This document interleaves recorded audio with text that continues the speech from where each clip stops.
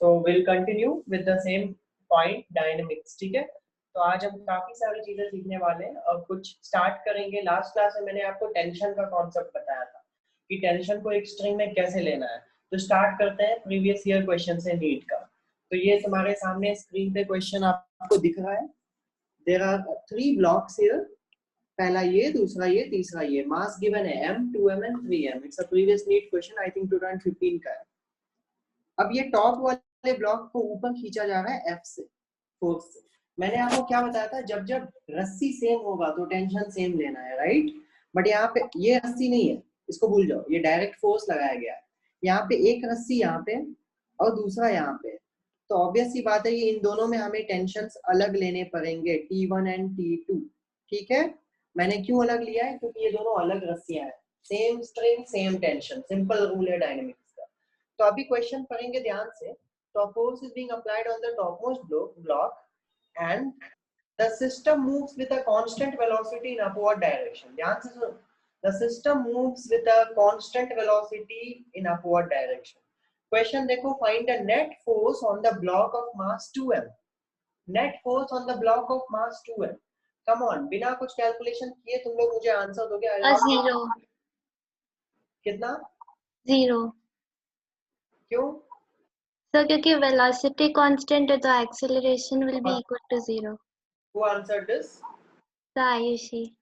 Very good Ayushi. Simple सा ये trap question था, चौथा ऑप्शन 0 था। आप सोचो ना, कुछ सोचना ही नहीं है। वेलोसिटी कांस्टेंट है मतलब एक्सेलरेशन 0 है, एक्सेलरेशन 0 है मतलब नेट फोर्स 0 है।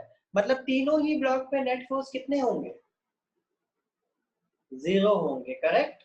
तो आप किसी भी ब्लॉक का, इसने तो पूछा है net force on mass 2m, अगर वो net force on mass m पूछता, on mass 3m पूछता, anyways the answer would have been 0 because the net force on all the blocks is going to be 0 because all the blocks are moving with same velocity, that is constant velocity. क्या मेरी बात सबको clear है? Yes sir.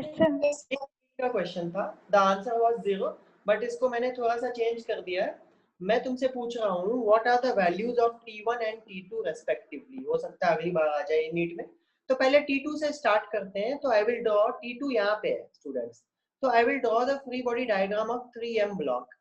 तो 3m block का खुद का wait लगेगा नीचे, विच इज 3mg, और टेंशन ऊपर की तरफ, और ये टेंशन क्या है? T2। समझ में आ रहा है ना डायरेक्शन कैसे ले रहा हूँ मैं? कल जो ट्रिक बताई थी तुम्हें, जिस मास का बॉडी डायग्राम बना रहे हो टेंशन हमेशा उससे दूर होगा। अच्छा, what is the acceleration of this block students? 0। All the blocks are moving with constant velocity. तो आंसर आ गया, T2 is equal to 3mg. Obviously when upward and downward force will cancel each other, तभी तो net force 0 होगा, तभी acceleration 0 होगा, तभी velocity constant होगी। तो बस काम खत्म। T2 का वैल्यू कितना आ गया? 3mg। अब मुझे T1 की वैल्यू चाहिए। T1 की वैल्यू के लिए मैं ये बीच वाले ब्लॉक का फ्री बॉडी डायग्राम बनाता हूँ। बीच वाले ब्लॉक पे तुम लोग मुझे बताओगे नीचे क्या उसका खुद का वेट लगेगा, हाँ या ना? Yes sir. आंसर करेंगे। क्या नीचे कोई और भी फोर्सेस लग रहे हैं बीच वाले ब्लॉक पे? T2. बहुत अच्छे, सबको समझ में आ रहा है कि नहीं है? यस. बीच वाले ब्लॉक के से दूर की तरफ लगेगा, तो प्लस T2 लिख दूं मैं यहाँ पे। और ऊपर क्या लग रहा है? Any force? बहुत बढ़िया। क्या ये ब्लॉक भी नेट फोर्स 0 है, मतलब एक्सेलरेशन 0 है, मतलब वेलोसिटी कांस्टेंट है। तो क्या upward force equal to downward force? Yes और नो? यस. तो T1 कितना आया? T2 plus 2mg, और T2 बहुत अच्छे 5mg. I want every one of you to answer. Tell me how many of you understood this question? Yes sir. Yes sir. Yes. NEET में पूछा गया था, उसका डायरेक्ट आंसर 0 था, बट मैंने इस क्वेश्चन को थोड़ा ढंग का बनाया है। हो सकता है ये अगली बार आ जाए, तो ध्यान रखना इसको। इसी पैटर्न का एक और क्वेश्चन तुम्हें कराता हूँ for practice. It's not a previous year question, मैंने बनाया इसको। चलो फटाफट मुझे आंसर देंगे सभी। I will give you 1.5 minute for this. I want 3 things here. पहला, find T1 and T2 of course, and other thing the acceleration of the system. ये तीनों ही चीज मुझे 1.5 मिनट्स में आंसर चाहिए। Your time starts now. तो बहुत लोगों ने गलत आंसर दिया। डिड यू अंडरस्टूड व्हाट मैंने क्या किया? समझ में आया? Yes, sir. Yes, sir. तो तीनों को एक बॉडी मान लो 6m का। अब उसके फ्री बॉडी डायग्राम को एग्जामिन करोगे तो एक ऊपर जो फोर्स लगाया गया है एक्सटर्नल फोर्स वो दिखेगा विच इज 12 mg और नीचे इसका खुद का वेट विच इज 6 mg। जब तुमने तीनों को एक बॉडी कंसीडर किया है ना तो टेंशन की बात भूल जाओ। Tension becomes an internal force of the system, right? उसको हम कंसीडर नहीं करेंगे। तो सिचुएशन कुछ ऐसा हो जाएगा, net force is of course upward, तो ऊपर वाला फोर्स माइनस नीचे वाला force divided by total mass which comes out to be g।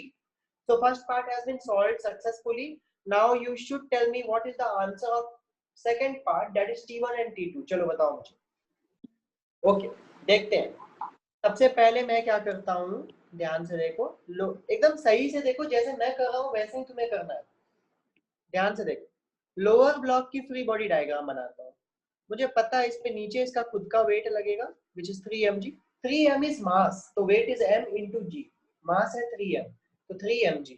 अब ऊपर की तरफ इस पे क्या फोर्स लग रहा है स्टूडेंट्स? T2। तो T2 तो डायरेक्टली आ गया कितना? 3 mg, कुछ सोचना ही नहीं है। अब मुझे चाहिए T1। T1 निकालने के दो ऑप्शन है स्टूडेंट, मैं दोनों ही ऑप्शन से तुम्हें करके दिखाता हूँ।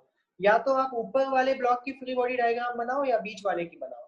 पहले ऊपर वाले की बना लेते हैं। ऊपर वाला, यस टेल मी। सर इसमें मास इनटू एक्सेलरेशन के साथ इक्वेट नहीं करेंगे? Oh, sorry. I thought it's constant velocity. हाँ, there is an error. Acceleration कितना है? कितना आया था acceleration? G आया। Sorry. Now T2 is more than 3 mg, तभी ये ऊपर जा रहा है, तो मुझे लिखना चाहिए net force which is T2 minus 3 mg equal to mass into acceleration। mass कितना है? 3m और acceleration कितना है? g। तो T2 कितना आया स्टूडेंट्स? 6 mg। कितना आ गया? 6 mg, करेक्ट? Yes sir. अब T1 मैं आपको पहले दिखाता हूँ ऊपर वाले का फ्री बॉडी डायग्राम। ऊपर वाले पे नीचे लग रहा है mg, नीचे कुछ और भी लग रहा है क्या ऊपर वाले ब्लॉक पे? देख के बताओ। T1 भी लग रहा है, तो mg प्लस T1। और ऊपर तो एक डायरेक्ट फोर्स लगाया गया था 12 mg, तो ऊपर 12 mg लग रहा है। और ऑफ कोर्स इसकी भी एक्सेलरेशन कितनी होगी? g होगी। तो इसका इक्वेशन कैसे लिखाएगा? 12 mg upward force minus downward force equal to mass into acceleration. So there we go. 12 mg minus mg is 11 mg minus T1। तो T1 को उधर ले जाओ, 11 10 mg। 10 mg आया क्या? Yes sir. करेक्ट। अभी यही आंसर हमें बीच वाले ब्लॉक से भी आना चाहिए, तो बीच वाले ब्लॉक से भी करके देख लेते हैं। भाई बीच वाला ब्लॉक कितना था? 2m मास का था, तो इसका खुद का वेट नीचे की तरफ, क्या कोई और फोर्स है नीचे? देखना जरा बीच वाले ब्लॉक पे। T2। और ऊपर क्या है? T1। T1, तो नीचे T2। तो यहाँ से इक्वेशन लिखाएगा acceleration is again same, T1 minus downward force 2 mg plus T2 equal to mass into acceleration. Mass कितना है इसका? 2m, तो 2m into acceleration is g। So there we go. T2 की वैल्यू हमने पहले ही निकाल रखी है, T2 की वैल्यू सब्स्टिट्यूट कर देंगे 6 mg। तो T1 minus 2 mg minus 6 mg equal to 2 mg। तो अब ध्यान से देखोगे तो T1 की वैल्यू फिर से कितनी आएगी? 10 mg। Is that understood to everyone? Yes sir. ऐसे कोई भी क्वेश्चंस तुम कर सकते हो? Yes sir. पक्का ना? Yes sir. So moving ahead, ये टॉपिक हुआ हमारा समाप्त। एक रैंडम क्वेश्चन उठाया है, नीट प्रीवियस ईयर है, 15 या 16 का ही होगा।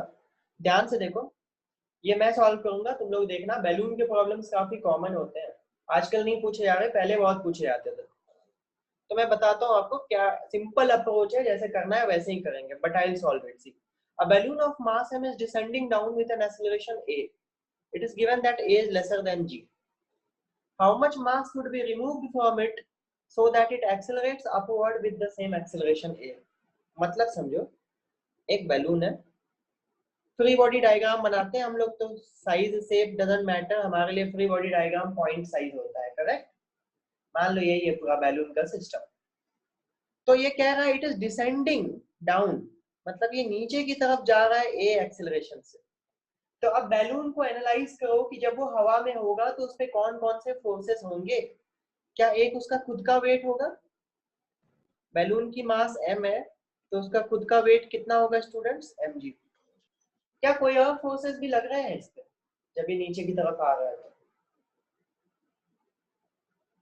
जल्दी बताओ।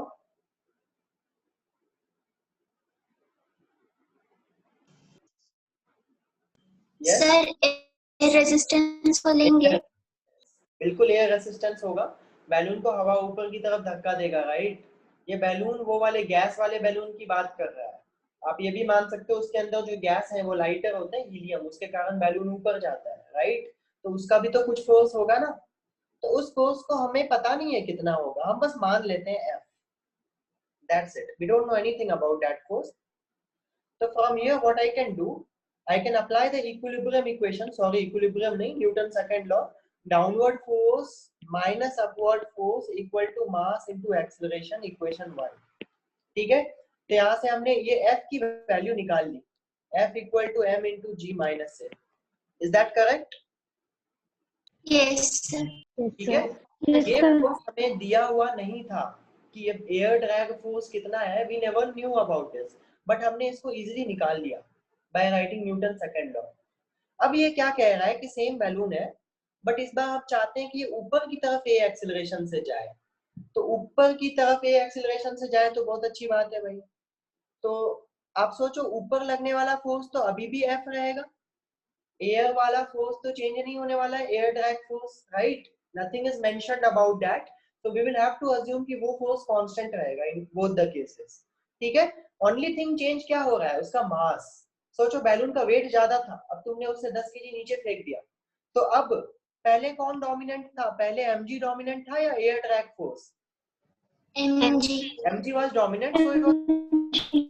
तो अब तुमने mg में से m की वैल्यू कम कर दी, कुछ मास फेंक दिया 10 केजी, तो अब F विल बी डोमिनेंट, तो बैलून किधर जाएगा, ऊपर जाएगा। तो यही पूछा है कितना मास रिमूव करना चाहिए, तो मान लो the mass removed is capital M। So now tell me, अगर तुमने कैपिटल M रिमूव कर दिया तो न्यू वेट कितना होगा इसका, बैलून का new weight, small m minus capital M into g। Understood सभी? Yes sir. Yes sir.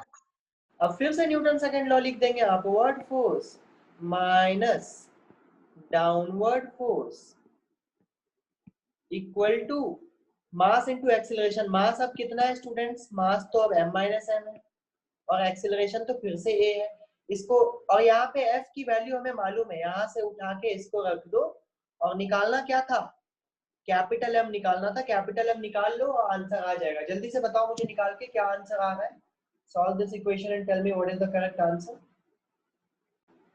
Yes sir. Yes sir. is a dynamics question students, many students when it came in exam ना, तो कब कई लोगों को लगा ये एयर ड्रैग फोर्स के बारे में तो कुछ दिया ही नहीं है, तुम्हें जरूरत नहीं है, तुम मान लो जब ऐसे सिचुएशन में कुछ ना दिया हो ना तो आप F मान लो उसको, उसकी जरूरत नहीं है। तो ऐसे कई सारे क्वेश्चंस बनते हैं बैलून वाले क्वेश्चन, HCV अगर कोई बनाते हो ना, HCV वर्मा, तो भरे पड़े मिलेगा, balloon going up, a balloon going down, a monkey climbing a rope, a monkey climbing down a rope. तो ऐसे सारे क्वेश्चंस आप इस सिंपल कॉन्सेप्ट से न्यूटन सेकंड लॉ से बना सकते हो। There is nothing to worry about this type of questions. Is that clear to everyone? जो क्वेश्चन में यस सर। जब क्वेश्चन में लिखा था उसे नीचे आना है ए से, मैंने नीचे लाया, जब क्वेश्चन में लिखा था अब उसे ऊपर जाना है ए से, मैंने ऊपर ले गया।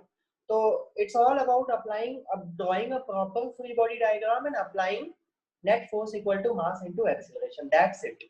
ठीक है, तो आगे बढ़ते हैं। एक और क्वेश्चन बड़ा ही सिंपल सा क्वेश्चन है, बट मैंने आपको बताया था जब भी एक्सीलरेशन ऑफ द सिस्टम निकालना हो आज से तो हम अपना शॉर्टकट मेथड यूज करेंगे। ठीक है, तो can you tell me using the shortcut method what is the acceleration of the system. देखो इसमें बहुत लोग गलती करते हैं, सोच के बताओ मुझे एक्सीलरेशन ऑफ द सिस्टम कितना होगा। इक्वेशंस लिखने की जरूरत नहीं है, just use the shortcut. Tell me others. g/5। ठीक है, तो g/5 दो लोग बोल रहे हैं, that's great. Tell me more answers, I need more answers. चलो मैं ऑप्शन दे दूं सर 3g/5। बी ले लो, चलो इसने 3g/5 बोला तो 3g/5 एक ऑप्शन बन गया। C बन गया G/10 and D none of these. Now tell me. दो लोग बोल रहे हैं G/5, 2 persons. 3G/5 कौन था? Yes, sir. 3G55. Sir, Sir, 3G/5. Nupur. Okay, it's correct. 3G/5 is correct. इसीलिए मैंने ये क्वेश्चन लिया था, मुझे पता था शॉर्टकट लगाने में यहाँ लोग गलती करते हैं। सुनो ध्यान से, वही पुराना मेथड, ध्यान से सोचेंगे और समझेंगे। मैंने क्या बोला कि भाई दो ब्लॉक है, बहुत अच्छी बात है। पुली को देखो, ये तो पक्की बात है कि ये ब्लॉक नीचे की तरफ आएगा और ये ब्लॉक राइट जाएगा, इतना तो हमारा कॉमन सेंस बताता है, राइट। और जब ऐसा होगा तो pulley will rotate in clockwise sense. अब तुम मुझे ये बताओ कि जब शॉर्टकट लगाते हैं तो सिर्फ हम एक्सटर्नल फोर्सेस को देखते हैं। यहाँ पे कितना फोर्स है? 3G। और यहाँ पे कितना फोर्स है स्टूडेंट्स? 2G। अब मुझे सोच के बताना जो मैं पूछ रहा हूँ। जिस लोगों ने ए आंसर दिया उनके लिए ये क्वेश्चन है दैट ये जो 3G फोर्स है, it is trying to rotate pulley in clockwise और एंटी क्लॉकवाइज? Clockwise. क्लॉकवाइज। बहुत अच्छे, तो प्लस ले लेंगे क्योंकि पुली एक्चुअली क्लॉकवाइज घूमेगा।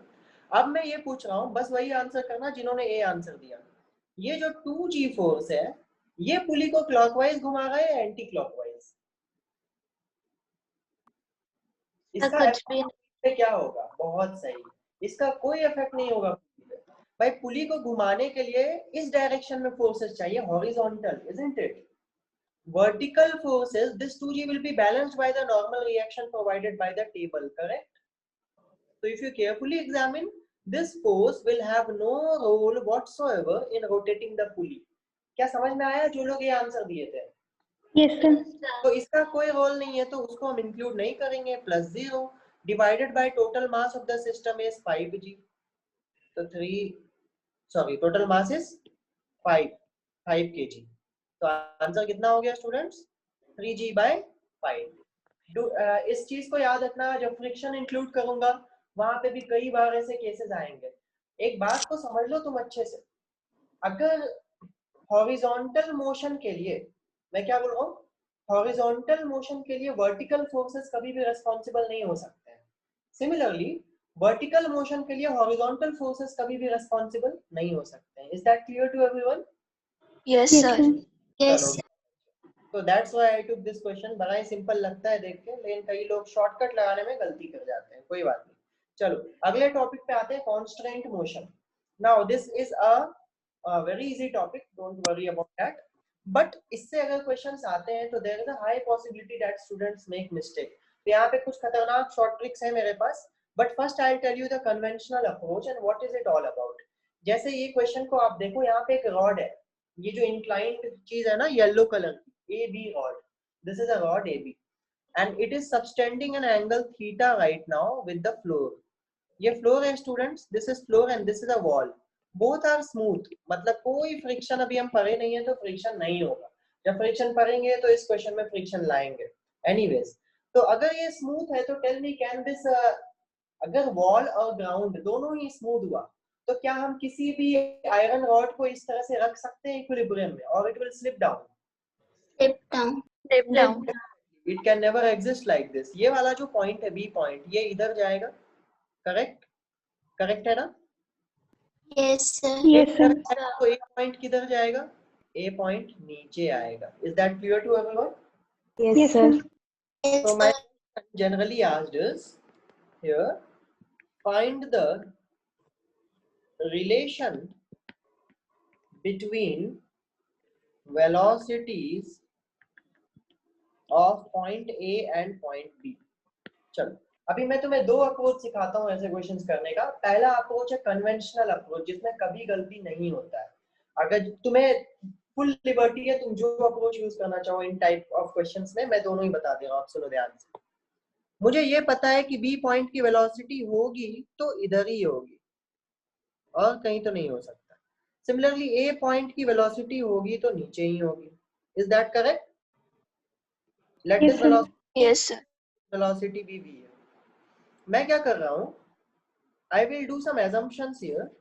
I will assume this as my origin. इस लेंथ को मैं मानता हूँ x, इस लेंथ को मैं मानता हूँ y, और इस रॉड के लेंथ को l मानता हूँ। ध्यान से सोचना, अभी ये रॉड ऐसा है, दिस इज माय रॉड, थोड़ी देर बाद रॉड ऐसा हो जाएगा, do you agree? Yes, sir. थोड़ी देर बाद ये हॉरिजॉन्टल हो जाएगा, do you agree? Yes, sir. Yes, sir. Rod की लेंथ तो एल ही रहेगी ना, यस और no? Yes, Yes. sir. Rod Yes. की लेंथ ना चेंज होगी, इट्स कांस्टेंट। तो आप इस राइट एंगल ट्रायंगल में पाइथागोरस थ्योरम लगा दो, तो आप एक इक्वेशन लिख सकते हो यहाँ से, x square plus y square equal to l square, correct? Differentiate the sides with respect to time, जल्दी बोलो, x स्क्वायर का differentiation 2x 2x Yes. dx upon dt। dt. मैं टाइम के रेस्पेक्ट में कर रहा हूँ, तो पहले मैंने x के रेस्पेक्ट में किया, जब x के रेस्पेक्ट में करोगे तो कितना आएगा? 2x, और उसके बाद टाइम के रेस्पेक्ट में dx अपॉन dt आता है ना, चेन रूल बोलते हैं इसको, मैंने नहीं पढ़ाया था ये, अज्यूम किया आता है सबको, नहीं आता है तो बोलो, मैं बता दूंगा अभी।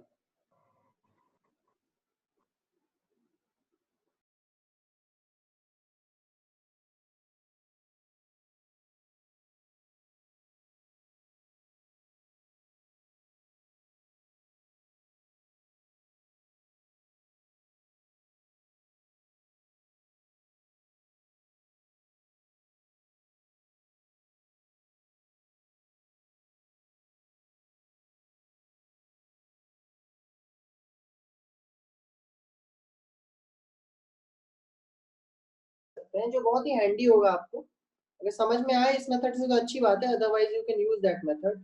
आई just tell you, see this was theta, this was point B, this was point A.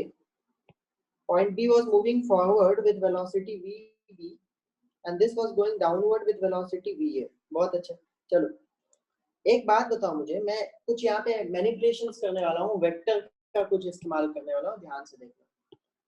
मैं क्या करूँगा ना, ये जो VB वेलोसिटी है, इसका एक कंपोनेंट इधर ले लेता हूँ और एक कंपोनेंट इधर ले लेता हूँ। Can you feel that VB is the net velocity of these two components? Yes, sir. So Yes, है sir. तो ये है वर्टिकली अपोजिट एंगल, तो भाई इसको मैं VB cos थीटा लिख सकता हूँ कि नहीं? Yes, sir. Yes, sir. Yes, sir. sin theta लिख सकता हूँ, कोई दिक्कत वाली बात नहीं है। सिमिलरली मैं VA के भी कंपोनेंट्स कर सकता हूँ, ये एंगल 90 है, तो what is this angle students? 90 minus theta, correct? Yes, sir. Yes, sir. VA के जो दो कंपोनेंट्स होंगे, ध्यान से देखो, एक कंपोनेंट इधर होगा और एक कंपोनेंट इधर होगा, do you agree? Tell me. Yes, sir. Yes, sir. दोनों हमेशा एक दूसरे के परपेंडिकुलर होते हैं और उनके बीच में रिजल्टेंट होता है, तो ये रिजल्टेंट है, ये बीच में है, तो tell me what will be this component VA cos 90 minus theta, कितना?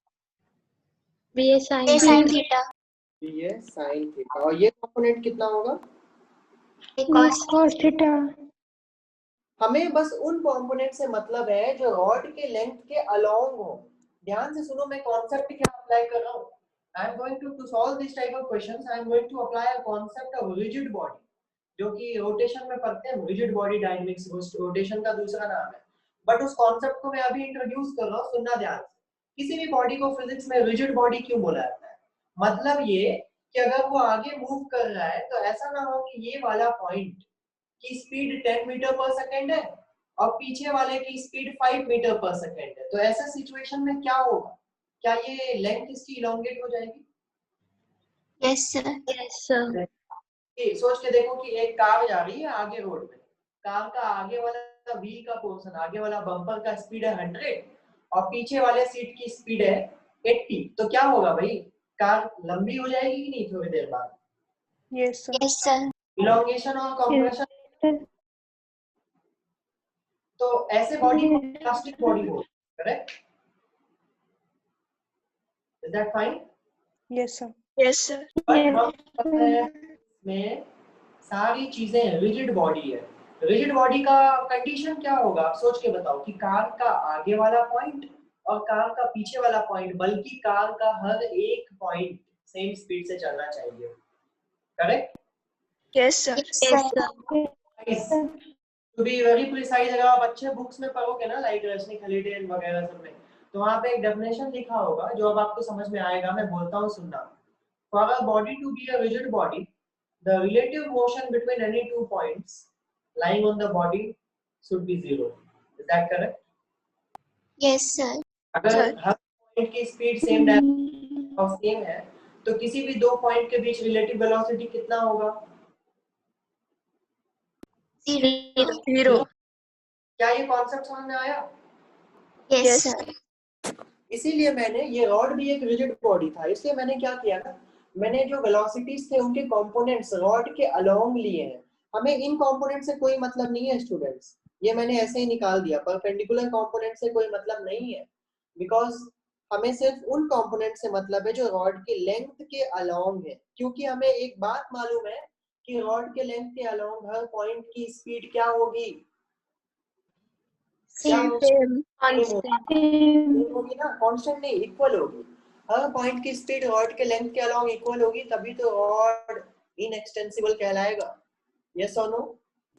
Yes, sir. यहाँ पे लिखता हूँ ए पॉइंट की रॉड के अलोंग स्पीड है v sin theta must be equal to speed of the rod of B point along the rod, कितना है? bb cos theta. क्या सेम आंसर आया? Yes, sir. आया कि नहीं आया? कितने लोग समझ गए ये method? Yes, sir. Yes, sir. अगर आप पिछला मेथड यूज करना चाहते हो मुझे कोई प्रॉब्लम नहीं है, आई वोंट से कि आप यही यूज करो, इट डिपेंड्स ऑन इंडिविजुअल, किसी किसी को ये कॉन्सेप्ट समझ में नहीं आता है रिजिड बॉडी का। अगर जेई बैच होता तो मैं इसमें बहुत एग्जांपल्स कराता, but I have told you both the methods, it's up to you whatever you want to use.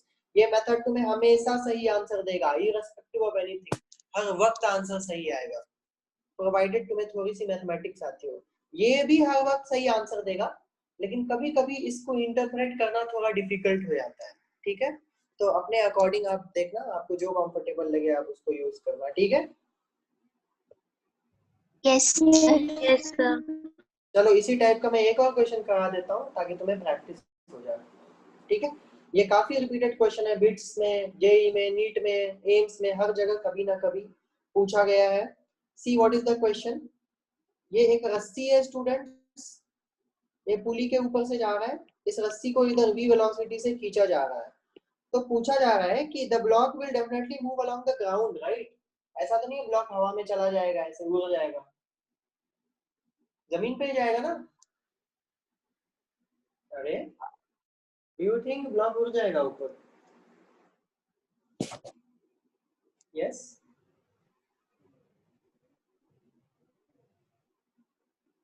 फिर से आवाज नहीं आ रही है क्या? क्या तुम्हें ऐसा लग रहा है क्या ब्लॉक उड़ जाएगा जमीन से ऊपर? No, sir. काफी ज्यादा तेज से खींचोगे तो उड़ जाएगा, राइट? बट अगर नॉर्मली खींचोगे तो वो जमीन पे चलेगा ना? यस और no? Yes, sir. It will reach up to here. इसके बाद खींचोगे तो ये ऊपर चला जाएगा, राइट? तो चलो, what I am asking you, it's not very high speed that it will leave the ground. It is always in contact with the ground. It is mentioned in the question. Now at this point, it will definitely have some velocity. Let that velocity be w.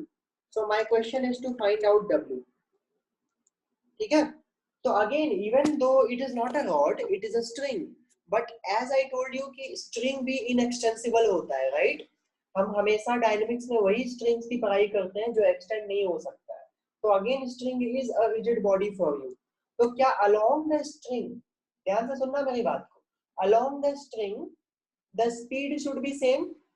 Yes और no? Yes, sir. आप सोचो आप इस point को v से खींच रहे हो तो इस पॉइंट की स्पीड भी कितनी है? v तो है। Yes, sir. स्पीड की बात कर रहा हूँ, एंगल छो v है। अच्छा, ये अगर तुम्हारा w है तो ये एंगल होगा 90 माइनस थीटा, बट हमें w से मतलब नहीं है, हमें ब्लॉक की उस स्पीड से मतलब है जो स्ट्रिंग के पैरेलल है। तो क्या इस w का एक कंपोनेंट ये होगा स्टूडेंट्स? यस और no? Yes, Yes, sir. sir. w cos 90 minus theta which is W sin theta. खत्म, क्वेश्चन खत्म। v equal to w sin theta, so w निकालना था हमें, w equal to v cosec theta, answer correct. Is that correct? Yes, sir. अभी Yes. एक पुराना method Yes, use, sir. एक और मेथड जो बताया था, तो आराम से कर लो। इस हाइट को y मान लो, इस लेंथ को x मान लो, इस स्ट्रिंग के लेंथ को l मान लो, पाइथागोरस थ्योरम लगा दो, सॉल्व कर लो, फिर से वही आंसर आएगा। बट ऑफ कोर्स तुम्हें ये रियलाइज हो गया होगा कि this method is much easier than the mathematical approach, provided कि तुम गलती ना करो। हमेशा ध्यान रखना कि स्ट्रिंग के लेंथ के अलोंग वेलोसिटीज को सेम करना है, रॉड के लेंथ के पैरेलल अलोंग वेलोसिटीज को सेम करना है, ठीक है? तुम्हें उस वेलोसिटी से कोई मतलब नहीं है जो यहाँ है, इधर है, इससे मतलब नहीं है तुम्हें। तुम्हें इसका कंपोनेंट लेना पड़ेगा स्ट्रिंग के अलोंग। तो जिसे वेक्टर में कंपोनेंट्स ब्रेक करने अच्छे से आता है वो कर लेगा ऐसे questions. Is that clear to everyone? Shall I move forward? Yes, sir. Yes, sir.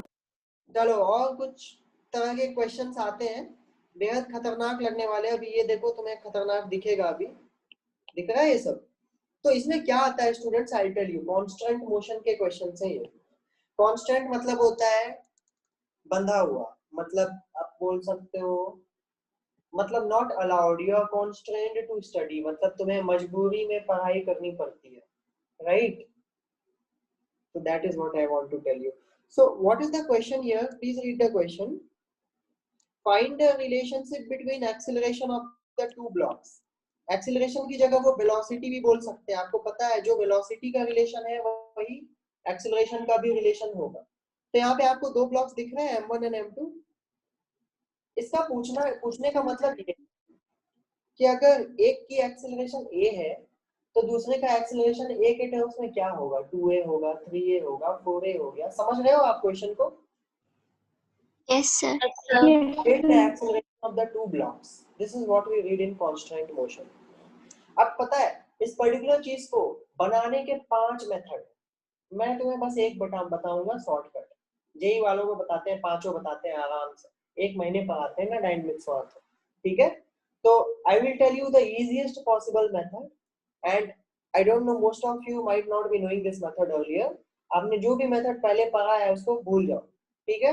ये मेथड आपको हमेशा सही आंसर देगा विदाउट टचिंग द पेन, ठीक है? कितना भी कॉम्प्लिकेटेड क्वेश्चन हो, ध्यान से सुनना।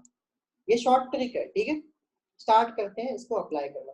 पहला कॉन्सेप्ट, सेम रस्सी सेम टेंशन, समझ में आ गया? जहां जहां रस्सी सेम है वहां पे क्या सेम रहेगा?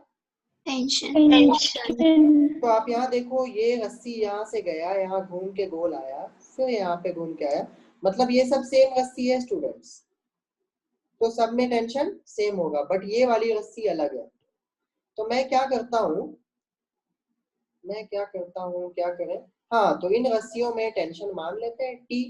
मैं हमेशा टेंशन को इसी डबल एरो से बनाता हूँ ताकि कभी कंफ्यूजन ना हो। यहाँ किसी को कोई तकलीफ? No, sir. अब सुन, अब ये वाला पुली मूव करेगा कि फिक्स है ये पुली, बताना जरा। मूव करेगा।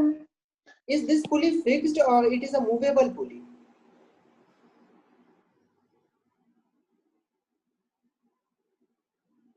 Movable. Movable है obviously. This one is fixed. ये tied है ऊपर से, बट जब ये ब्लॉक ऊपर जाएगा तो ये रस्सी थोड़ी सी लूज होगी और ये पुली नीचे की तरफ आएगा, राइट? और ये मास भी नीचे की तरफ आएगा, करेक्ट? यस और no? Yes, sir. Yes, sir. आ रहा होगा तुम्हें कि ये पुली नीचे जाएगा because this mass M2 will go down, so eventually this will also go down. अगर ये पुली फिक्स रहेगा तो this mass will never be able to move, और ये मास मूव नहीं करेगा तो ये भी मूव नहीं करेगा, तो सिस्टम का कोई मतलब ही नहीं है, क्वेश्चन खत्म यही पे, राइट? Yes, तो sir. I'll tell you a concept here. इस पुली का फ्री बॉडी डायग्राम बनाते हैं, ध्यान से देखेंगे सभी। ये देखो, इस पुली पे ऊपर की तरफ क्या क्या फोर्सेस लग रहे हैं, कैन यू टेल मी? एक ये वाला टेंशन और एक ये वाला टेंशन, यस और no? Yes, sir. Yes, sir. बिल्कुल। तो ऊपर इधर से T और इधर से T, लेकिन ऑल्दो पुली मूव्स, बट पूरे डायनेमिक्स में पुलीज आर मासलेस। ध्यान रखना इस बात का, हम सिर्फ मासलेस पुली पढ़ते हैं, रोटेशन में पढ़ेंगे जिनका मास होगा, तो मोमेंट ऑफ इनर्शिया वगैरह की चीजें, but we have to read only massless pulleys in dynamics. इसका मतलब अगर मास ही नहीं है तो नेट फोर्स तो हमेशा कितना होगा? Zero. massless pulley का मतलब net force will always be zero irrespective of the fact that it moves. इस केस में पुली मूव कर रहा है बट स्टिल उसका नेट फोर्स कितना होगा? 0. जीरो। और नेट फोर्स जीरो करने के लिए ऊपर लग रहा है T प्लस टी 2T, तो नीचे ये वाली रस्सी में इस वाली रस्सी में टेंशन कितना होगा स्टूडेंट्स? 2T. चाहिए 2T। क्यों लगना चाहिए 2T? ताकि पुली इक्विलिब्रियम में रहे। पुली इक्विलिब्रियम में क्यों रहेगा? क्योंकि उसमें मास जीरो है। क्या बात समझ में आ रही है? Yes, sir. Yes, sir. अब सुनना, अब ध्यान से सुनो। अब concentrate on M1 and M2। M1 को ऊपर खींच रहा था कितना टेंशन? कितना टेंशन? T. M2 को ऊपर खींच रहा है कितना टेंशन? 2T. 2T. ध्यान रखना students, this is my short trick है। मतलब टेंशन जहां पे ज्यादा एक्सेलरेशन उसका कम। सुनो ध्यान से, M1 को खींच रहा था T और M2 को खींच रहा था 2T। मतलब अगर M2 की एक्सेलरेशन है A तो M1 का एक्सेलरेशन होगा 2A। कितने लोगों को समझ में आया? Yes, sir. Yes, sir. Yes, sir. Out of the 5 methods this is the easiest method. ये तो मैं तुम्हें समझा रहा हूँ ना फर्स्ट टाइम। अभी देखो स्पीड देखना यहाँ पे, ये भी मैं बनाऊंगा, अगला तुम्हें दूंगा बनाने। सुनना ध्यान से, मुझे मिला ये क्वेश्चन, मुझे बोला गया find the relationship between acceleration of block A and block B. Believe me, ये क्वेश्चन जब आता है तो नीट के लेवल से तो ये टफ है। ठीक है, तो पहले मैं देखूंगा कहाँ कहाँ सेम रस्सी है। ये सेम रस्सी, सेम रस्सी, सेम रस्सी, सेम रस्सी, सेम रस्सी, और ये डिफरेंट रस्सी।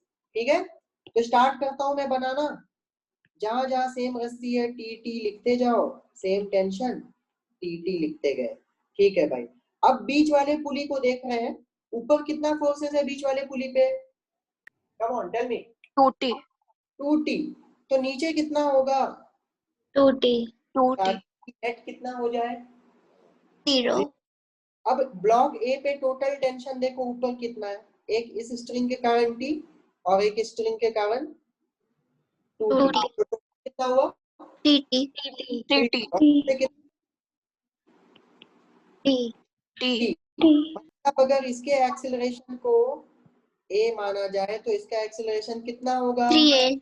3A. है ना, बहुत easy. Yes, sir. Yes, sir. और अब इसकी टेंशन मत लेना कि सर आपको कैसे पता चला कि ये नीचे जाएगा और ये ऊपर। तुमसे कभी नहीं पूछा जाएगा कौन नीचे जाएगा कौन ऊपर।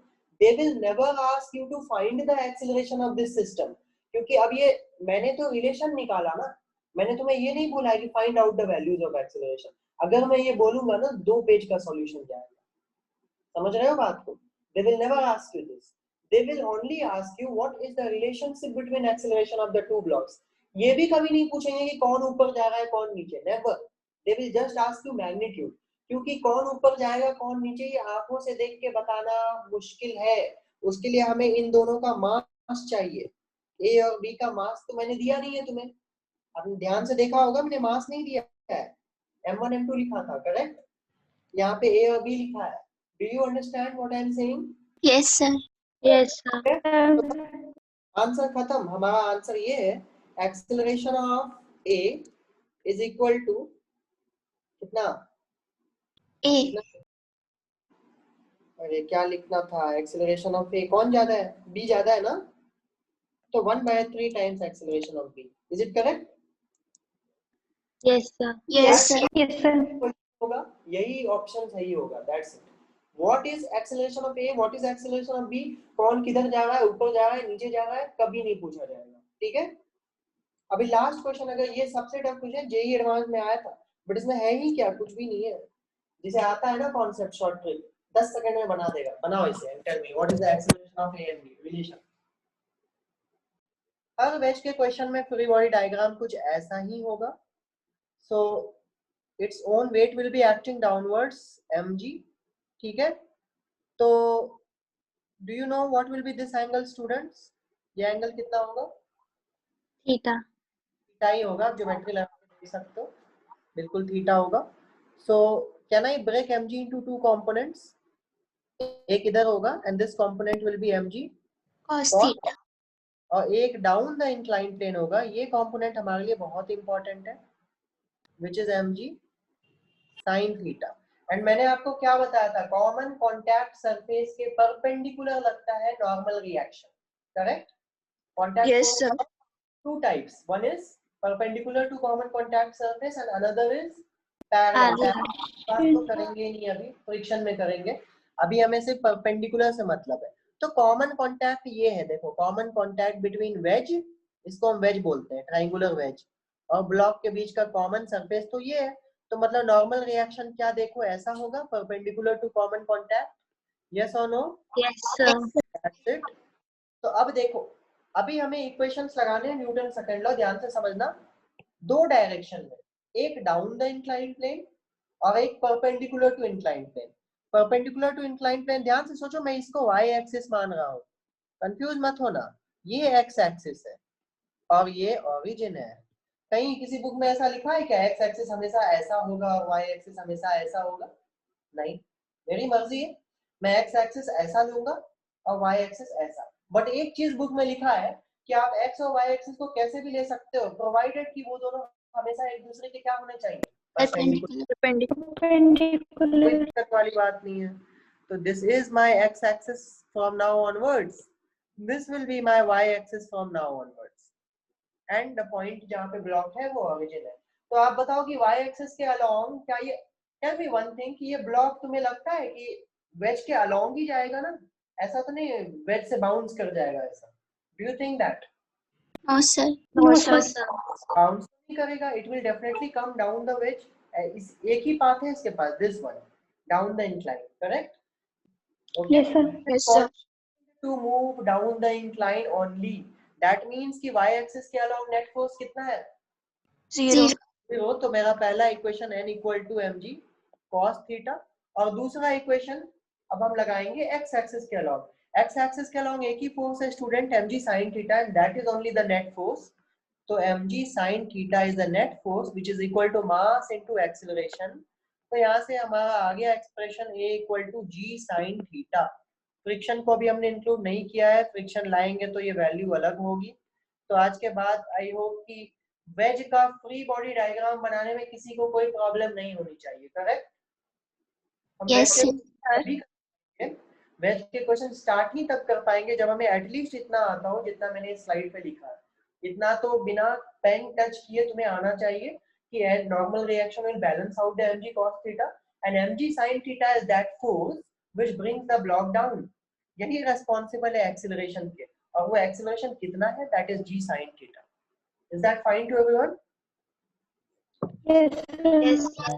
चलो फटाक से एक क्वेश्चन लेते हैं। मैं आपको बता रहा हूँ न्यूटन सेकंड लॉ के इससे टफ क्वेश्चन नहीं आ सकते नीट में, नीट शो एम्स में भी नहीं आ सकते।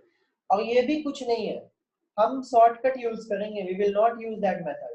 ठीक है, देखो कैसे बनेगा। अगर मैं इक्वेशन लिख के दिखाऊं ना, तो you know how I right equation, मैं लिख के दिखा दूंगा बाद में, अभी मैं शॉर्टकट यूज करने वाला हूँ, ध्यान से देखना। क्वेश्चन है find the acceleration of system. Again मुझे ये मालूम नहीं है ठीक से, मुझे मालूम है बट एज ए स्टूडेंट तुम्हें ये मालूम नहीं है कौन सा ब्लॉक नीचे जाएगा कौन सा ऊपर जाएगा। किसी किसी को ये लगा होगा सर ये 2 kg है, ये नीचे जाना चाहिए, लेकिन सोचो यहाँ पे इंक्लाइन कम है और यहाँ पे इंक्लाइन ज्यादा है, तो थोड़ा कंफ्यूजिंग है ना ये बताना कि ये नीचे जाएगा कि ऊपर, isn't it? Yes, sir. Yes, sir. देख के तो नहीं बता पाओगे, मैं बता दूंगा बिकॉज मैंने कई बार बनाए ऐसे क्वेश्चंस, लेकिन तुम देख के नहीं बता पाओगे, तुम्हें जरूरत भी नहीं है। तुम मान लो अपनी इच्छा से एक्सीलरेशन इधर जा रहा है, जिधर तुम्हारी मर्जी, तुम्हें लगता है इधर जा रहा है, मान लो इधर ही जा रहा है, ठीक है। अब अगर इधर जा रहा है तो पुली घूमेगा क्लॉकवाइज। जरा फोर्सेस को एनालाइज करते हैं, नीचे कितना फोर्स लगता है students down the incline plane, जल्दी बोलो, mg sin थीटा कितना? mg mg sin sin theta. theta. sin theta m है 2, तो 2g sin 30। अच्छा इधर कितना फोर्स लगेगा down the incline plane? 1g sin, 60. Theta. काम खत्म। अब सुनो, ये वाला फोर्स पुली को क्लॉकवाइज घुमा रहा है कि एंटी क्लॉकवाइज? Clockwise. क्लॉकवाइज, तो 2g sin 30 को लिया प्लस, ये वाला फोर्स पुली को क्लॉकवाइज या एंटी क्लॉकवाइज?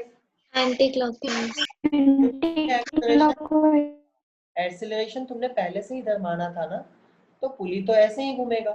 मतलब तुम्हारे लिए ये वाला फोर्स जो पुली को क्लॉकवाइज घुमा रहा है वो पॉजिटिव है, एंटी क्लॉकवाइज जो घुमा रहा है वो नेगेटिव है, divided by total mass of the system, that is 3 kg। Answer खत्म।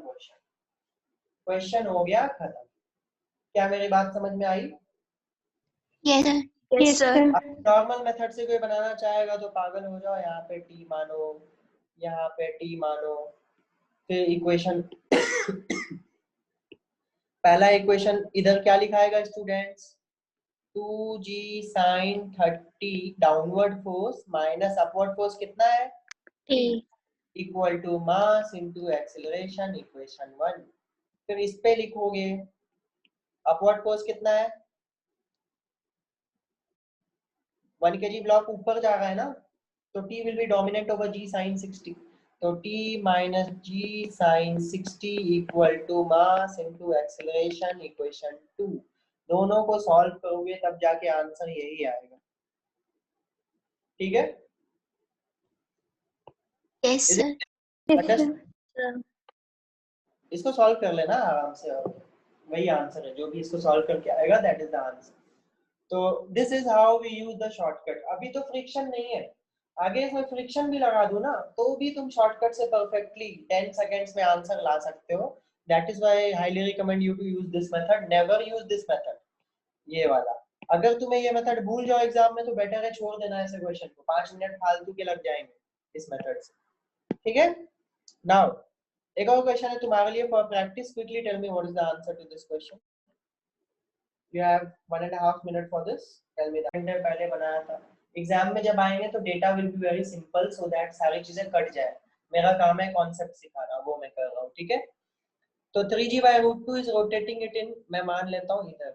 हाँ, एक और बात मैं बताना भूल गया तुम लोगों को कि याद करो मैंने बोला था I don't know whether this will come down और अप, है ना? I told you this. So I have assumed here कि acceleration is like this. अब ऐसा it is possible that my assumption is wrong. तो in that case the acceleration value will come out to be a negative value. अगर कभी इस तुम किधर भी मान लो, doesn't matter, तुम मान लो इधर आ रहा है, तुम ये भी मान सकते हो this block is coming down. तो in that case you solve it out. अगर तुमने जिधर माना है उसको solve करके acceleration negative आया तो समझ जाना कि तुमने उल्टा माना, magnitude will remain same, correct? ठीक है? That is why I told you never be concerned about the direction. Similarly, आप मान लो ये नीचे आ रहा है, ये ऊपर आ रहा है, doesn't matter, ये नीचे और ये ऊपर, कोई दिक्कत वाली बात नहीं है। तो 3g/√2 क्लॉकवाइज घुमा रहा है और g एंटी क्लॉकवाइज घुमा रहा है, divided by total mass is how much? 4। क्या यही आंसर आया सबका? Yes, Yes, sir. sir. yes बात sir. सही है। Don't worry, calculation will be easier if it comes in exam. So that's it. So I think आज के लिए इतना काफी है, काफी चीजें कर ली हमने। Next class will be starting pseudo forces. Have you heard about pseudo forces? Yes, sir. Yes sir. ठीक है, तो वो कॉन्सेप्ट भी बहुत इंपॉर्टेंट है। We will start pseudo force. आधे घंटे में हो जाएगा काम की चीजें, कुछ क्वेश्चंस कराऊंगा and then we'll start friction. Okay? Yes sir. Yes, class sir. भी होगा। तो वीडियो कब अपलोड होगा? क्या? वीडियो हाँ, क्या वीडियो? सर ये चैप्टर्स डायनेमिक का लास्ट वीडियो अपलोड नहीं हुआ है क्या? में भी नहीं। आज हो जाएगा, मोस्टली आज या कल हो जाएगा। तुमने क्लास नहीं किया था क्या? सर किया था, वो कुछ क्वेश्चंस के लिए देखना था मुझे। नोट्स हैं आप लोगों के पास? I will upload it today, है ना? मोस्टली आज रात तक अपलोड कर दूंगा दोनों ही वीडियोस। ठीक है? तो जिनको भी रिवाइज करना होगा, कुछ भी क्वेश्चंस बनाने होंगे तो आप उससे बना लेना, है ना? Okay? Yes, sir. Yes, and sir. Last आज का नोट्स मैं अभी अपलोड कर दे रहा हूँ, अभी just the class ends 5 minute में अपलोड कर दे रहा हूँ, उसको अच्छे से देख लेना। ठीक है? Yes, sir.